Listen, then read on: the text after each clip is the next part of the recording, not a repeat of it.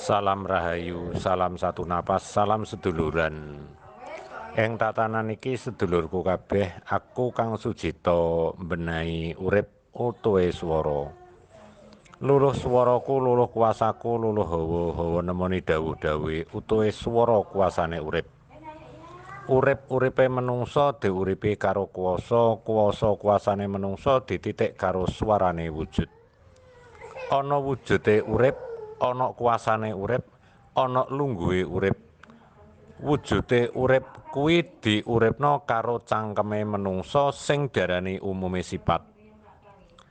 Uripe kuwasa kuasane menungsa diswarani ana kuasane hawane urip tapi ora ngerti apa sing diutuhi urip. Lungguhe urip ana kuasane wujud, wujude dawuh, dawuhe dawuh nekani utuhe dhewe. Ing madyane laku ana wong sing diarani urip ana pikiran, urip ana tatanan, urip ana titikan. Urip ana pikiran, pikirane sifat menungsa umum padha ngomong lek aku iki urip, lek aku iki roh wong urip. Ana pikirane urip. Ing kono irip-iripe menungsa, ibarate menungsa urip kuwi padha karo wong cerita. Lamun tok urip iku mau kudu ketemu karo apa sing dikarepno. Ing tatanane lakune wujud-wujude urip, nok kono diuripi karo swarane tatanan. Tatanane urip iku ora bakal iso ketemu yen sampeyan durung gelem mati. Urip sanjerone mati, uripe ucapan ketemu ana matine rangkaian. Rangkaiane menungsa kudu mbok nyatakno apa sing mbok ucapno ana kono kudu iso ketemu karo nalika kowe duwe paugeran ucap.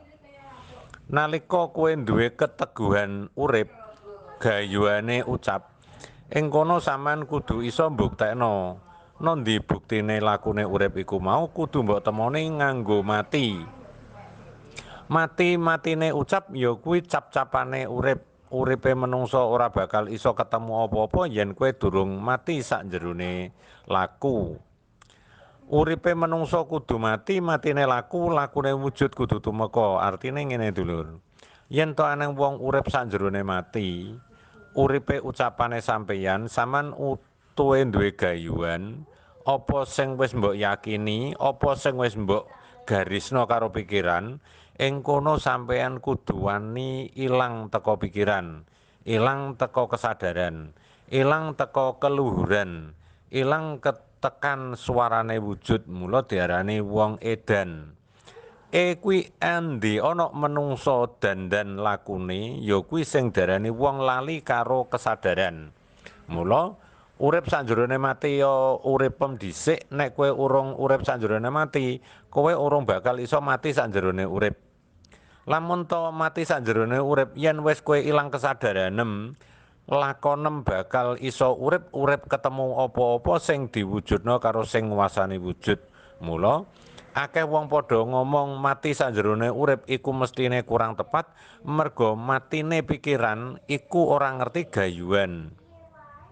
Gayuhan nemoni kowe kuwi nggayuh apa nek kowe urung ketemu, kowe urung bakal iso urip.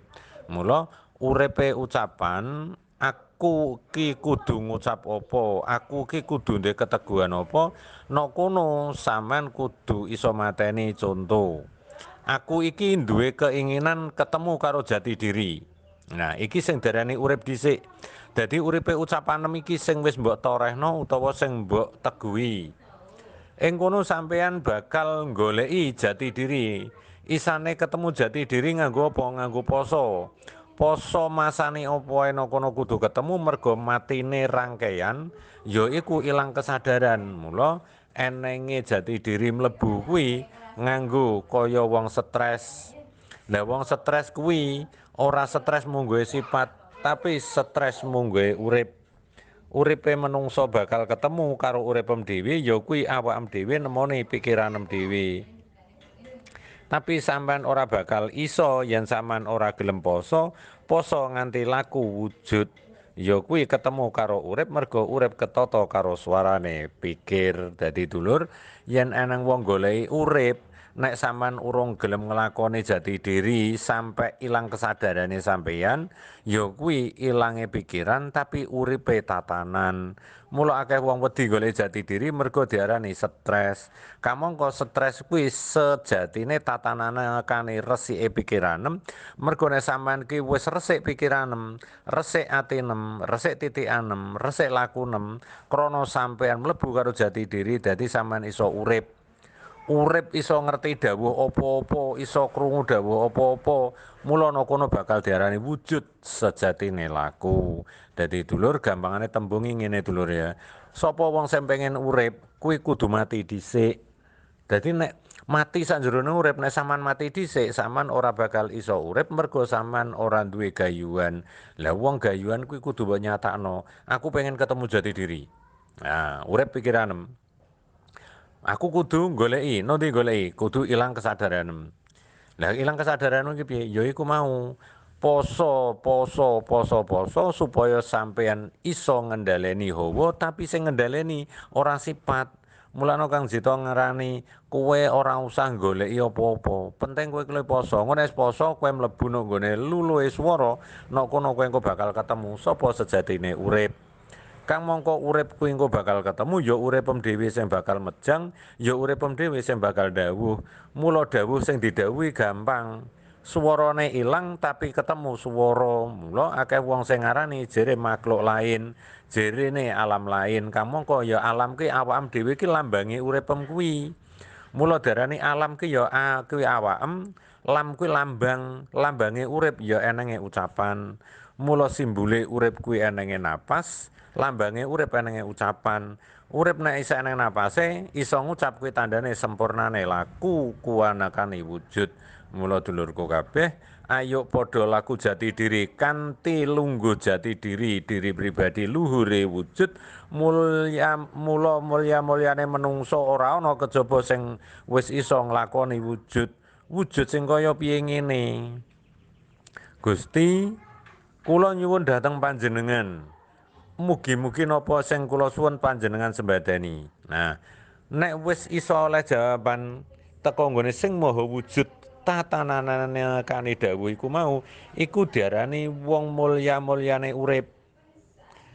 Ibarat padha karo ngene, sampean Pak aku njaluk dhuwit. Nek bapak langsung nyauri, iku tandane luhur-luhure menungso nduduhi swara langsung dijawab.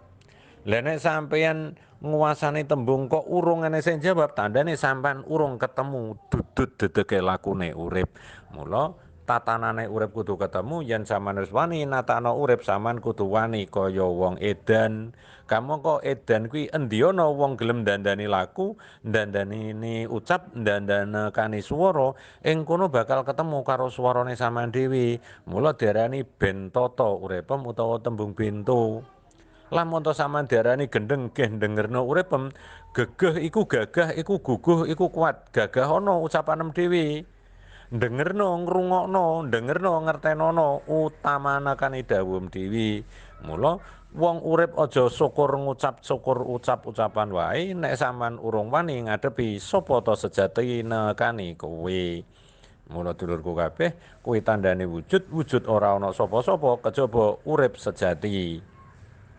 Mula urip diuripno pikirane urip ditatakno yen ana menungsa urip kudu wani ngadepi urip, merga uripe menungsa kuwi kabeh padha goleki nondi papan dununge urip. Papan dununge urip diuripno ana ucap. Ucap iku krana maca swara nekani swara nduduhi urip. Urip ora bakal iso mbok nyatakno yen kowe ora iso nguasani dawuh. Mula akeh omongan sing padha kemlewang metu teka tatanan ning kabeh pikiran ora nyandak merga kuwi jere dianggep omong syukur angger gelem ngumandang.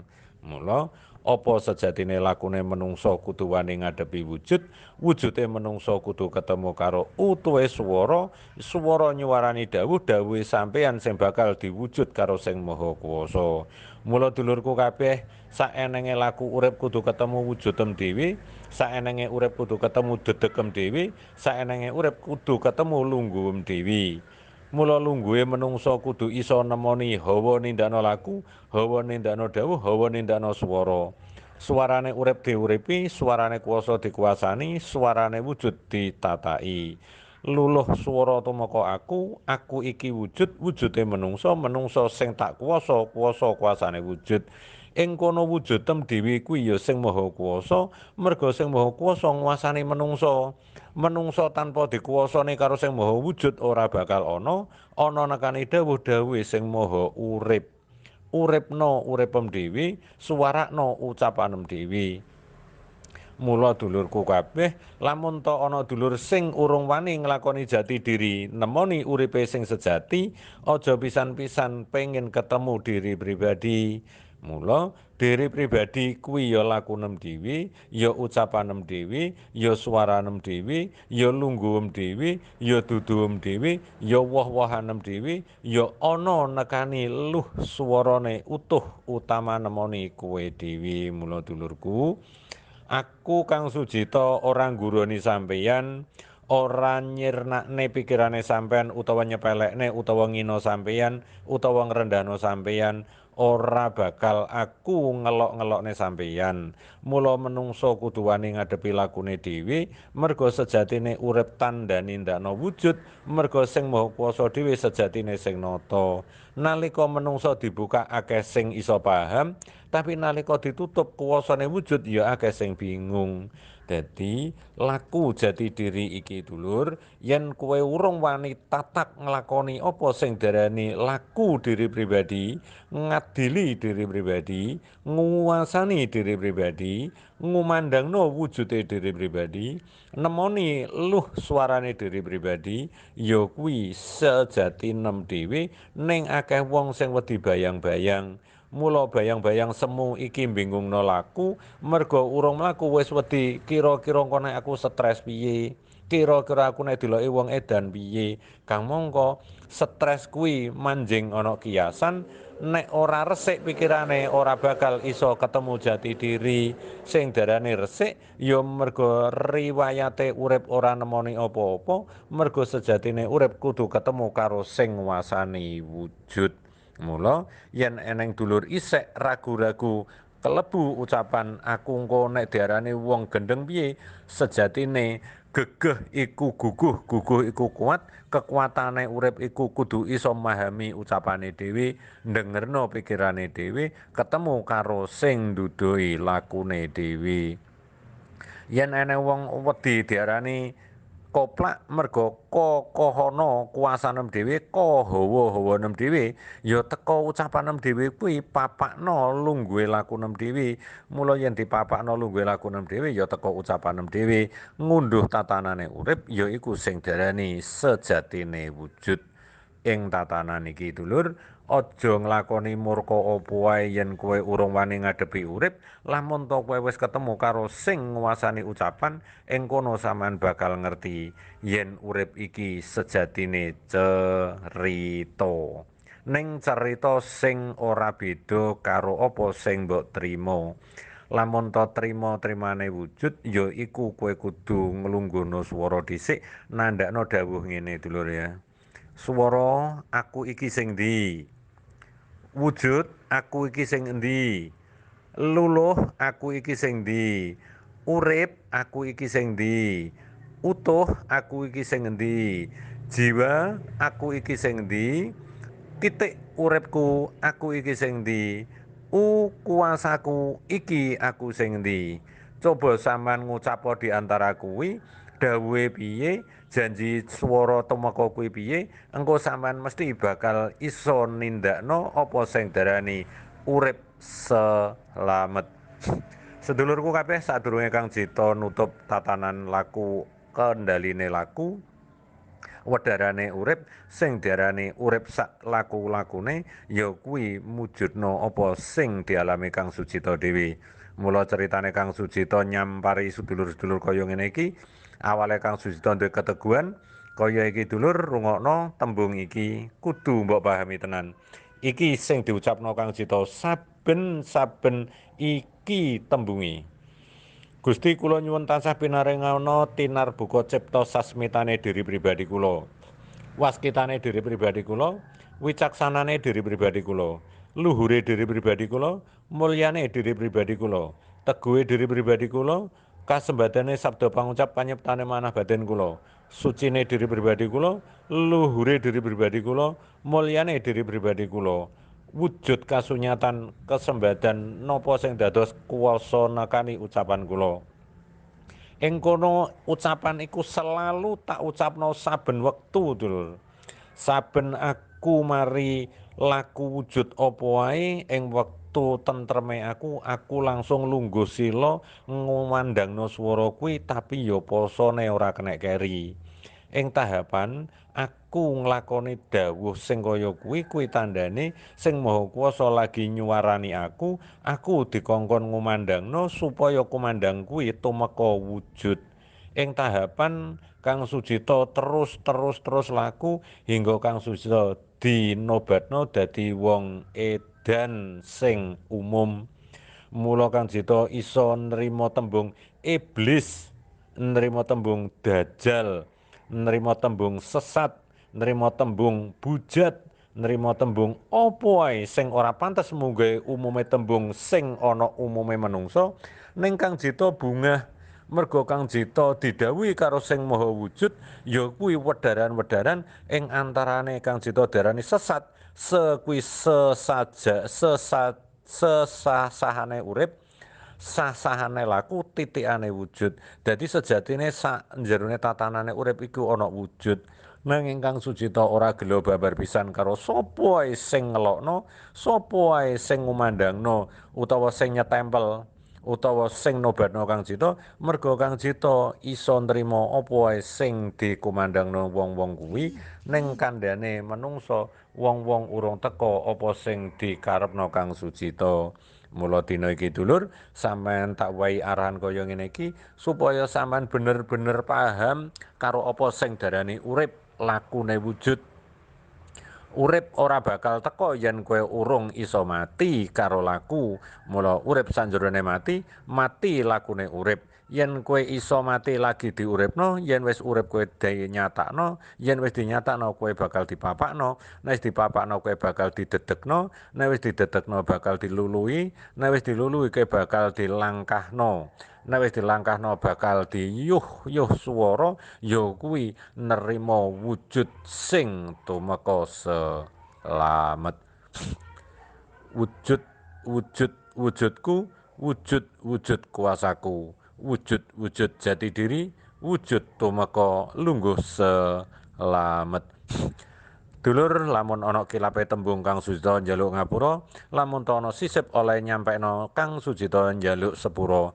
Ing tatanane Kang Sujito nyambung dulur raket rumakete seduluran, wujud kanthi slamet tumeka sekabehan. Muga kabeh sedulurku sing padha ngumandangno laku jati diri, aja sampe ana sing ketriwal ing tatanan, aja sampe ana sing kesalahpahaman. Ing kene Kang Sujito mujudna apa wae wujude tatanan, ya iku mujine Kang Jito. Ayo dulur padha gumregah, padha gumrenggah ngelakoni laku jati diri, lungguhi aja goroh.